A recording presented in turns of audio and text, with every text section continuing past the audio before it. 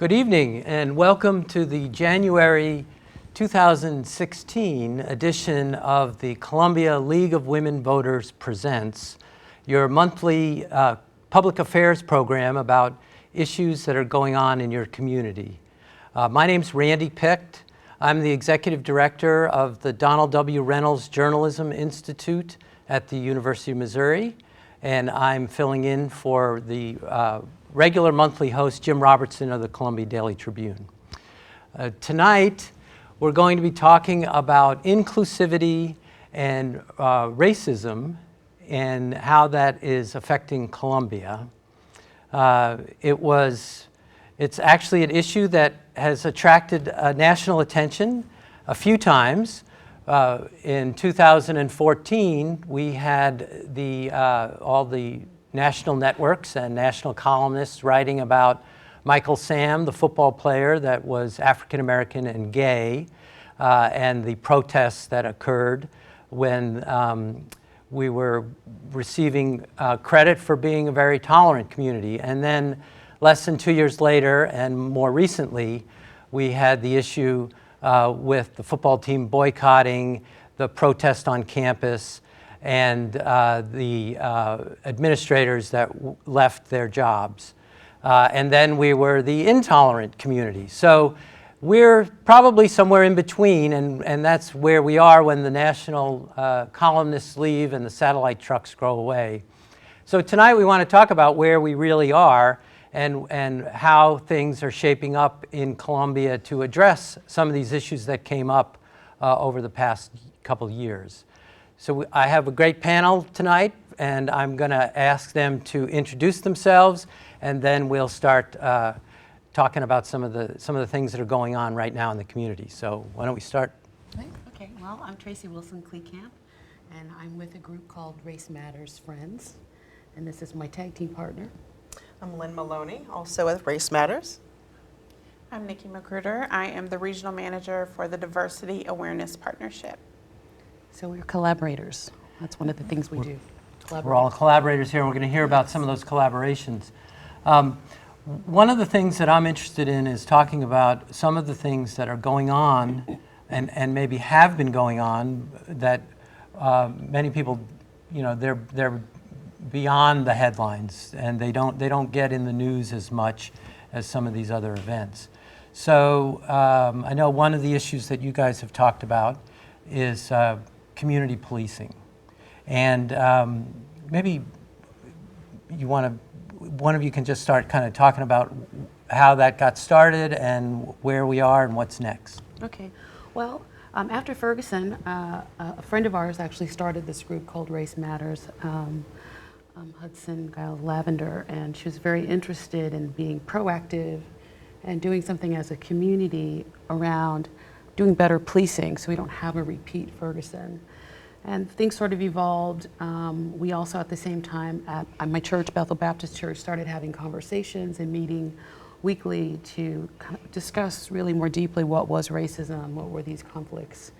And our group sort of evolved more. Lynn kind of picked up the ball, and Race Matters started to morph a little more and started meeting weekly.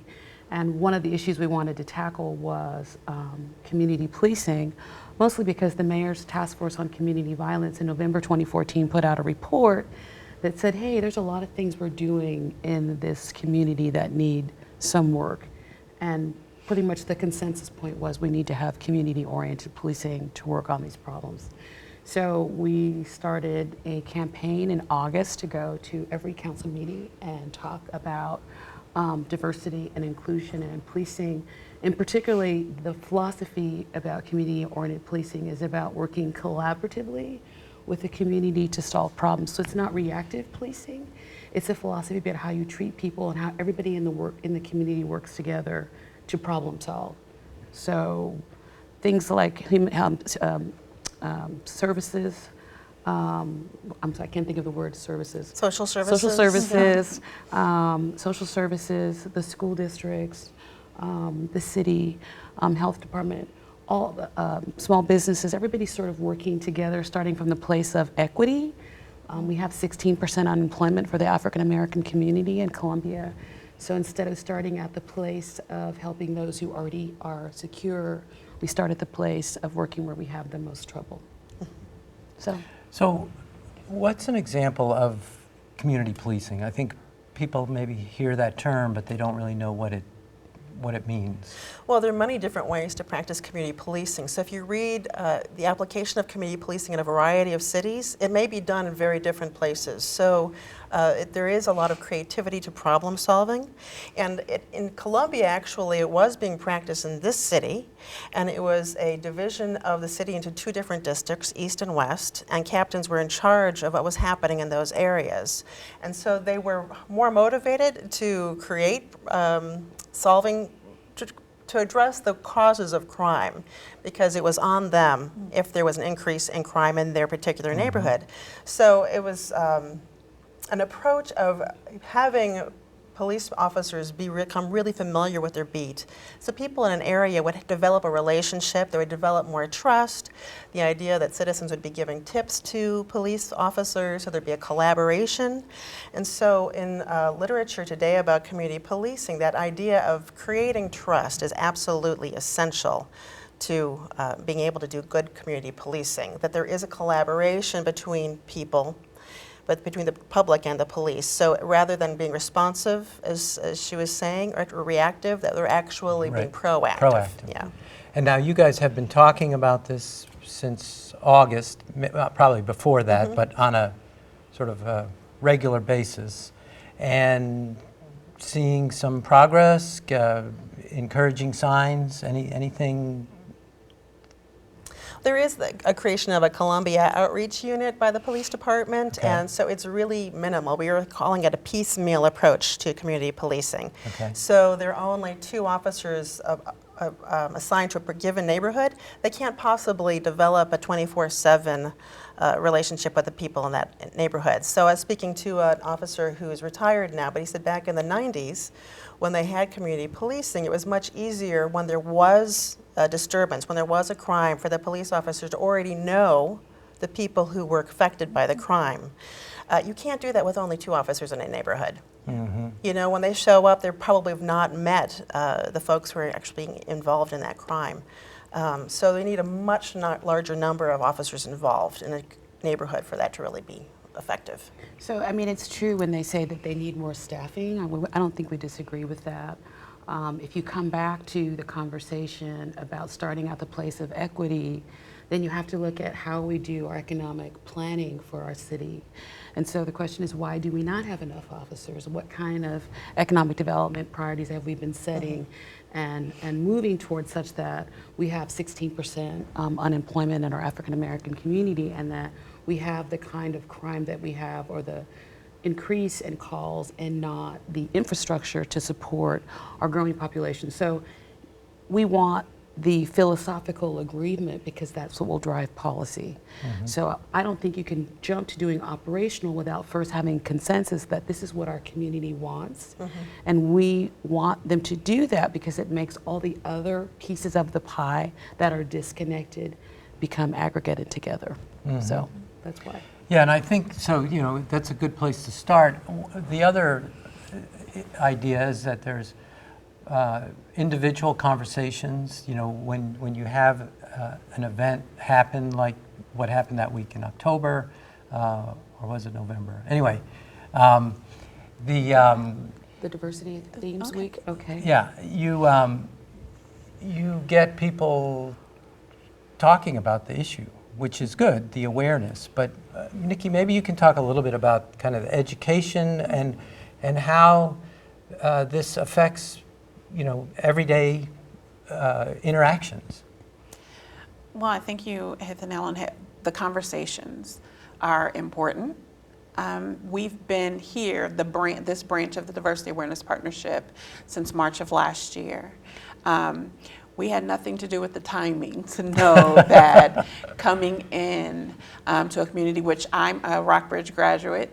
I went to Columbia College after attending Mizzou for a while, so I know this community. My family is rooted here now. But I couldn't have come back to this community in this particular role at a more timely season. Right. Creating these opportunities for dialogue are huge.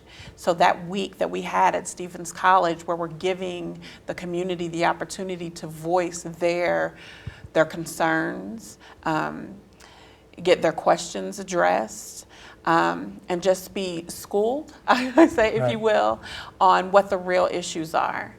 Because so often we get so caught up in just what the media is telling us, and we've had no real interactions with people that can sit down and say, that's incorrect. If you really want to know what systemic racism is, this is what it is. So really given the opportunity to educate the community. I found that people do want to talk. People do want to learn. They have a natural curiosity, but we have to have somewhat of a paradigm shift in how we go about things. And that's why I'm grateful and honored to be in this role and be given an opportunity to host dialogue sessions where we're creating safe spaces for the community to come together and just be real. So tell me a little bit more about what a dialogue session is like for folks that are watching and maybe thinking they might want to go to one. Absolutely. So as far as the community sessions, we've done a couple of different. We did about 6 of what we call the Listen, Talk, Learn, Dialogue Across Difference. And it too was birthed out of what happened in Ferguson in the St. Louis office. So there was an obvious division, if you will, between black and white in St. Louis. You know, you would see pictures, the New York Times had the arch. One side was black, one side was white. It was broken. Right. And that was what was happening in that community. So the Diversity Awareness Partnership said, we need to do something. Our response is we need to create an opportunity for the community to come in and, one, be educated. They need to know you have an opinion. You have your experiences that have led to why you believe and why you feel the way that you feel. But let's talk about them in a safe space where everyone's views are respected. And then let's learn from one another. Let's learn the difference between debating with one another and having healthy dialogue that's going to lead to the change that we want to see. So we've done several of these Listen, Talk, Learn sessions. In our first one in Columbia, we did it last July in Hickman High School. The entire staff from St. Louis came down to help facilitate. We had more than 40 community members pack that out. They registered for it and it was sold out, if you will, in less than 24 hours. So that told us right away, the community is hungry, Right. It's ready. and ready to talk. Now this was July, this was before anything else happened Right. In Columbia. But what we quickly realized is you didn't have to live in Ferguson. You didn't have to live in New York. You didn't have to live in Baltimore. You didn't have to live in any of these places that have been forefront in the news to feel and be affected by everything that was going on. It is here too. So the campus had a group, Racism Lives Here.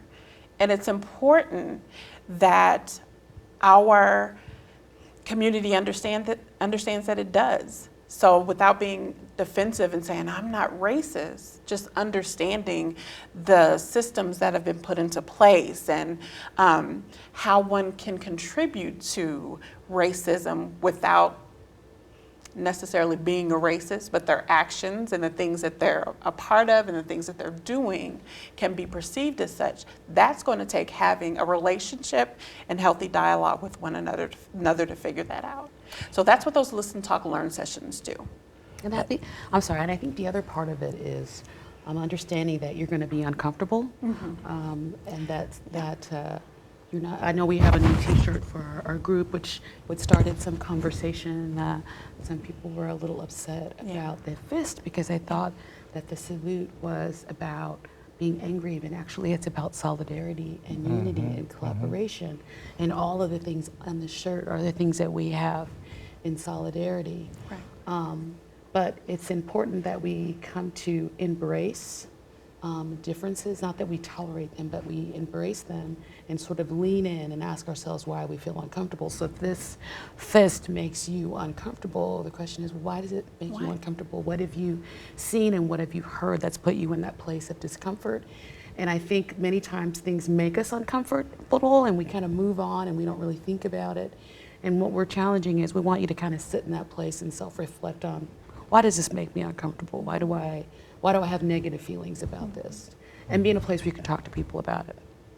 Well, and that seems to be one of the challenges, I think. You know, Carl Kenny, who is African-American pastor in Columbia, and he's also a terrific commentator. He writes a column for the Columbia Missourian. You know, he's my cousin. Okay, all right. I figured eventually, you know. And he's stop. also He facilitates our conversations. he facilitates every our week. conversations. Yeah. He's co-pastor at Bethel Baptist Church. Yes. Okay, so So we You know know him him. really You know well. him. We know him really well. So now you all know him as well. So he wrote a column just recently about the kind of how people, whites and blacks, see things differently and are talking, because of that, they're just they're not communicating well. Well, I think it goes to her point. It's not that they're not communicating. It's just that my identity as a black woman is very different than your identity as a black woman. I mean, as a white woman. So, you know, I've had situations where I've gone to a job interview and someone's like really flustered because my name is Wilson-Kleekamp and they weren't expecting this brown person to show up, and all of a sudden they're really, really, really uncomfortable. And so she may not understand that I have those kinds of experiences because of who I am. So it breeds miscommunication because we're not able to understand that not all of us have the same experiences. Just like your experience as a man, obviously it's going to be different than mine as a woman. And women got tired of, you know, being told, no, we've decided, we've come, I believe, come to the conclusion that, you know what, these guys have to take us seriously too. So Yeah. That's a different show. but it's about embracing that I may have a different experience than you, but I can understand, or I'm going to try to put myself in your shoes. I always say, how many worlds can you walk in besides your own with grace and listen? And so we have to be able to think past not just our language, because the language does matter, but be able to understand that race in our society has played a huge role in whether or not people thrive and what kind of barriers that they may have along their way because of who they are, not just their race, but their religion, their sexual orientation, their identity, gender identity. So these are all, you know, And Carl important facets. led wonderful book discussions at Bethel Church where we read books together, white and black, and then, you know, the black readers really educated those of us who were white. We'd say, yes, this is how this shows up in my life. It was extremely educational. So Carl was really very good, actually, at facilitating those conversations. Yeah, and the issue is, you know, how do more of those conversations take place in the community? And I guess, Nikki, you're working on that. Oh, absolutely. But some of it is, you know, the folks that come to the dialogue sessions, you know, that's like the coalition of the willing. Yeah. What about everybody else? Yeah, then when you figure that out.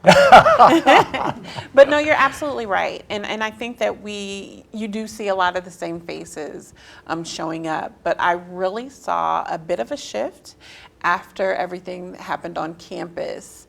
And we had not only the Listen, Talk, Learn, but we had 2 community sessions. One, Tracy was a panelist in the last one when we did the week of dialogue.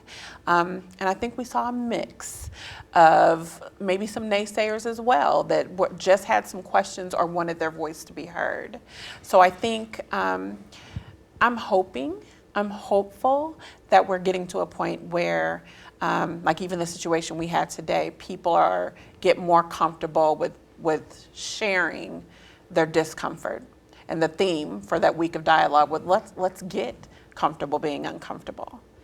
And if I could go back even a bit to your earlier point about Michael Sam and Columbia being seen as this great community because of our acceptance, and then the flip side, everything going on campus. Those are 2 completely both areas of diversity that need to be addressed. Both need a lot of attention.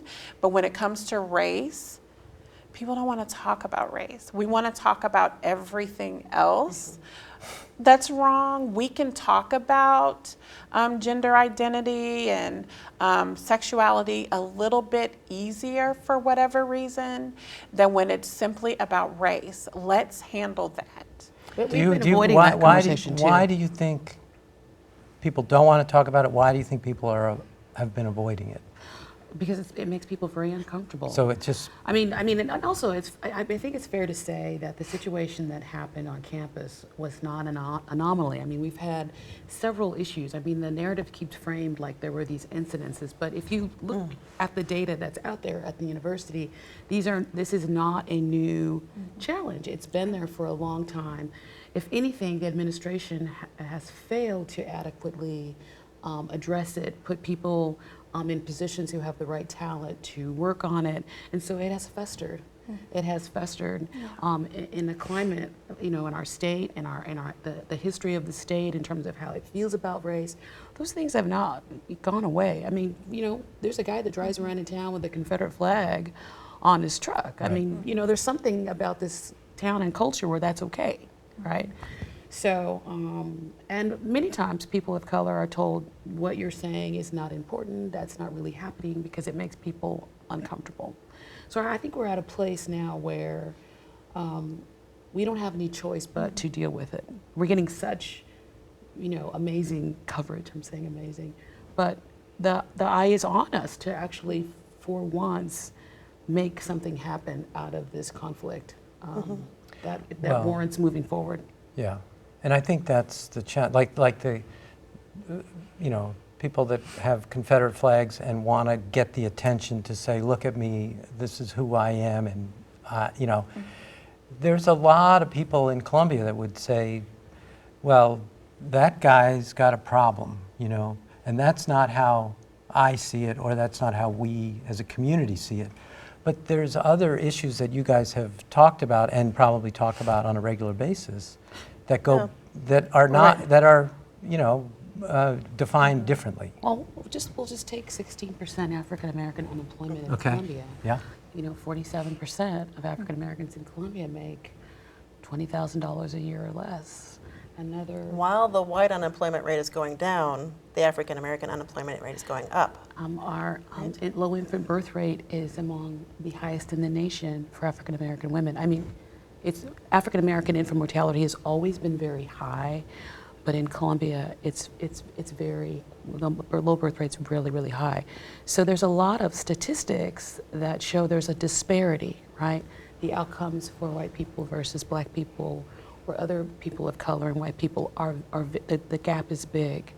And so that's what we call systemic racism. Right. So the question is, what are the barriers? What's happening in our schools that we have an achievement gap? We know about sentencing. Michelle Alexander's got a great book, The New Jim Crow. Mass incarceration is about the system, the criminal justice systems that incarcerates people.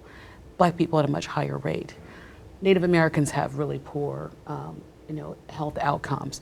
It's because within the system, people are treated differently and not the same, and therefore you have negative outcomes. So those are the things that are not visible to people who don't experience them, and that's another part of systemic racism, is they're not visible to people who don't experience those disparities. Right, and that's sort of the idea here is that you have a chance because the issue has been elevated, or it's just more people are interested in it. We hope they are. Well, that's fair, right? You keep bringing it up at every council meeting, yeah. Yes, but you have to, like Nikki's trying to bring it up in other places. I mean, that seems like it's going to be critical. Like, for instance, perhaps there might be people that might want to come to join Race Matters and come to the meetings. How would they do that? We meet every Tuesday night at Bethel Church at 6:30. We also go to City Council. Somebody representing our group, either our group or an ally or friend, speaks on our behalf at every council meeting.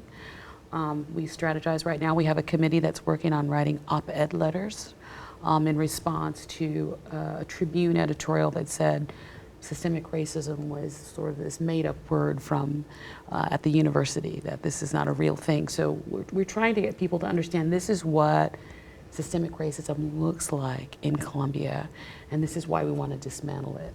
And the core issue of it is really social equity, social justice, and social equity. So we have a lot of issues in Columbia to work on around those issues. So people can join Race Matters and join and help write op-ed. There are probably lots of different opportunities for them. And Nikki, what about are there opportunities that, you have events coming up? Are there opportunities? Absolutely. So we're doing an event this month actually for our DAP Connect members. Those are individuals that say, hey, I want to partner, be an ally, if you will, with the work that you're doing with the partnership. So we're doing a mixer, if you will, for those individuals. But for the community as a whole, and let me digress because you can still become a DAP Connect member. Okay. And how do you do that? You can go to the website. It's dapstl.org, and there's a Columbia tab. So Diversity Awareness Partnership has been operational in St. Louis for 15 years this year. Okay. And we're brand new, almost a year old here in Columbia. Okay. So if you go to the dapstl.org page, you'll see a tab for Columbia. Okay, so we are working with, I think it's a great time to say, the city is making headways, and we'll be working with them to address some of the community's concerns. So Tracy mentioned the task force on community violence. That was the recommendations. The report was put out a couple of years ago. November of 2014. November of 2014. So we'll be working with the city to put a forum together where the community can come out and talk through those concerns. And one of the reasons for that forum is the Mayor's Task Force recommended that the city host an annual meeting to discuss race and equity issues. So this is making good on that component. This will be the first one? It'll be the Absolutely. first one. It'll be the Okay. first one. So Yes.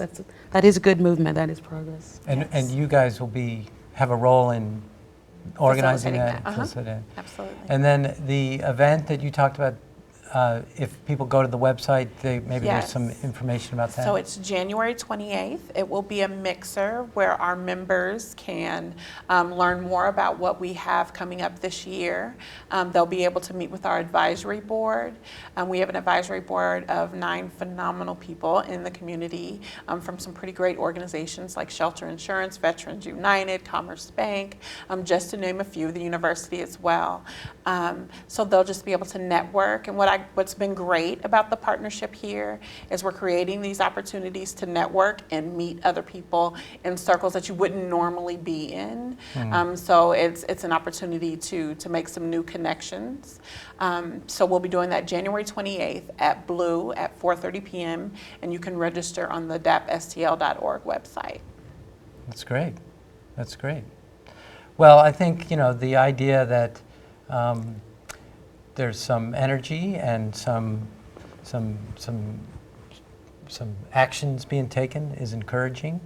Absolutely. It is a big issue. Lots needs to be done, but I think it's great that we're, trying, right? Well, it's taken a long time to get this way. So it really has. And so we have to be realistic that making this sort of institutional cultural shift in our mindset around equity as it relates to race is a big change. So we have to dismantle a lot of that negativity and mythology or, negative experiences that keep us from being really grounded in how do we make what we do as a city or a school or a police department or whatever organization better for everybody, not just for some. Yeah, and it doesn't happen overnight. Nope, doesn't. You mentioned there's a lot of work to be done.